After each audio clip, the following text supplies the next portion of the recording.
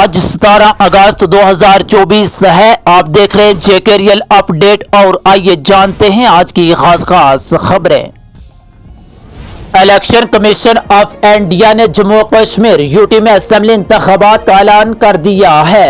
Election commission کے مطابق جموں و کشمیر میں اسمبلی انتخابات کے پہلے مرحلے کی ووٹنگ 18 ستمبر کو ہوگی، دوسرے مرحلے کی ووٹنگ 25 ستمبر اور آخری مرحلے کے انتخابات 1 اکتوبر میں منعقد ہوں گے۔ الیکشن کمیشن کے مطابق ووٹوں کی گنتی 4 اکتوبر کو ہوگی۔ کہا جموں و کشمیر میں 87 لاکھ سے زیادہ ووٹروں کے لیے 11,838 پولنگ اسٹیشن بنائے جائیں گے۔ الیکشن کمیشن دفعہ 370 ہٹائے جانے کے بعد پہلے اسمبلی انتخابات 3 مرحلوں میں 18 اور 25 ستمبر اور 1 اکتوبر کو ہوں گے، جبکہ ووٹوں کی گنتی 4 اکتوبر کو ہوگی۔ Chief election commissioner Rajiv Kumar نے کہا کہ پہلے مرحلے میں جموں کشمیر کے ضلع پلوامہ، شوپیان، کولگام، اننت ناگ، ڈوڈا، کشتواڑ، رامبن میں انتخابات ہوں گے۔ انہوں نے کہا کہ دوسرے مرحلے میں گاندربل، سری نگر، بڈگام، ریاسی، راجوری، پونچھ میں ووٹنگ ہوگی۔ الیکشن کمیشن کے مطابق تیسرے مرحلے میں کپواڑہ، بارامولہ، جموں، کٹھوا، سامبا، ادھم پور میں اسمبلی انتخابات کے لیے ووٹنگ ہوگی۔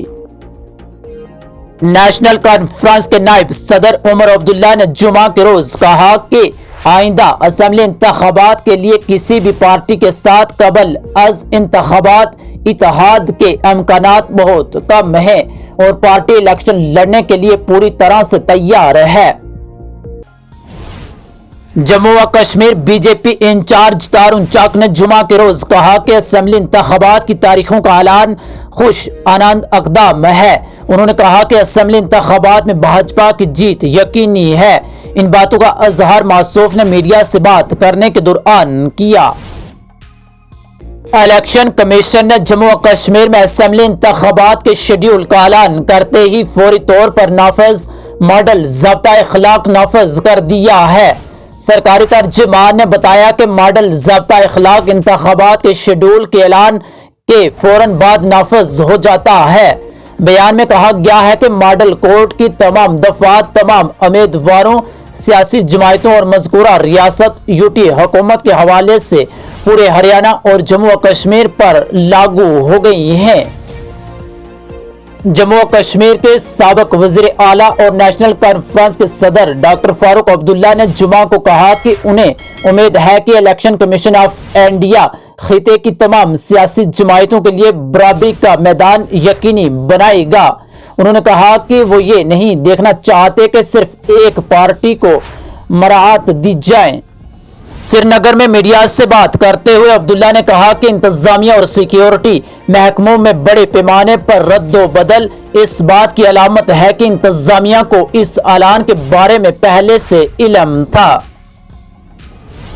مرکزی وزیر داخلہ امت شاہ نے جمعہ کو جموں و کشمیر میں اسمبلی انتخابات کے اعلان کا خیر مقدم کیا ہے اور کہا ہے کہ انتخابات جمہوریت کی جڑوں کو مضبوط کریں گے اور خطے کے لیے ترقی کے نئے دور کے دروازے کھولیں گے۔